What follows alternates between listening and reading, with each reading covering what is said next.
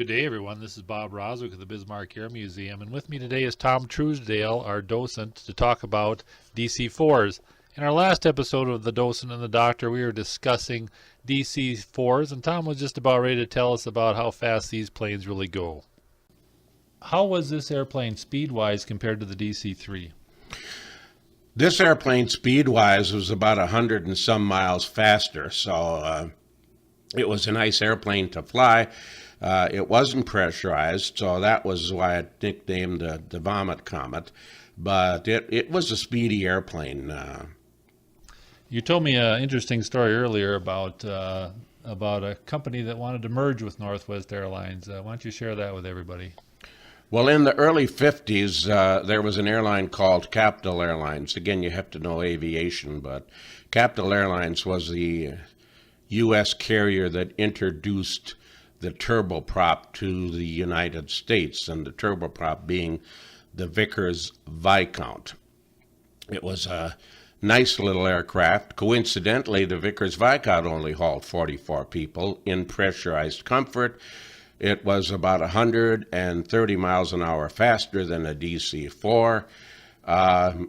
To be honest with you, at the time, Capital was looking to expand beyond Minneapolis-St. Paul. They served the East Coast from the East Coast down to Florida and ended at Minneapolis-St. Paul.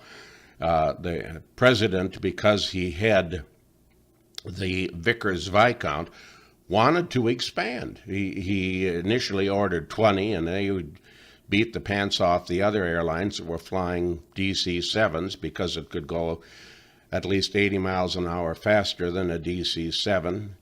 And incidentally, Slim Carmichael thought ahead. He had also ordered 4 Comets, which is the British jet that started in 1952. But that's beside the point. He wanted to expand, so he made overtures to Northwest, and at this time, Northwest was basically, their basic equipment was the DC-4, which went along about 230 miles an hour, and he was flying a Viscount, which went 400 miles an hour. Well, stockholders of Northwest, with the exception of Donald Nyrop, all thought this was the great deal, so they voted to merge. The stockholders of Capital voted to merge because they could see that bigger airline means bigger profits. Nyrop voted not to merge because he at the time had 95,000 shares of Northwest and was the president of it, and didn't want to see his earnings diluted and lose what he thought was the power to run his own airline his way. Slim Carmichael thought about it, and his board thought about it, and even though they had Civil Aeronautics Board approval, and both boards agreed to merge, one of his board members pointed out, we should be making progress, and here we're buying an airline that their top speed is 230 miles an hour on their DC-4s, which they use on transcontinentals service, and we will be replacing it with Viscounts that go 400 miles an hour, hauling the same number of people. It doesn't make sense to step back. We got rid of our DC-4s years ago. Let's not step back. He looked and saw that Northwest had ordered new equipment, but it was going to be 6 years before they got the DC-6 and the DC-7. And he decided he really didn't want to merge with Northwest. There was no sense taking a step back. So the motor company was out to buy some horses here. The motor company, and incidentally, it's exactly right, and incidentally, Capital Airlines ended up merging with United, so they got the better part of the deal. Interesting. Now we have a picture of one of the big uses of a DC-4 was from the States to Hawaii, and here's the Northwest and probably in Honolulu.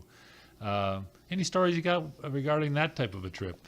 Well, yeah, one of our a family friend flew Northwest. He was quite well-to-do.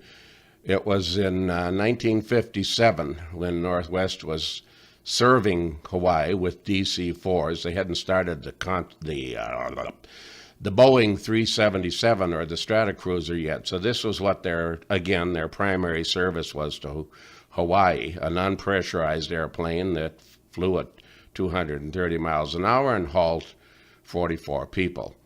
And he came back and he flew. Incidentally, my dad asked him, how was the trip? And he said, well, going over it was terrible. He said it started out good, but he said, I should have known when we left Bismarck in a blizzard it was not going to be the best trip, and it wasn't. When we left Seattle, 7 different times they told us to get ready to ditch because to put on our life vests because one of the engines had to be shut down and another one was operating rough.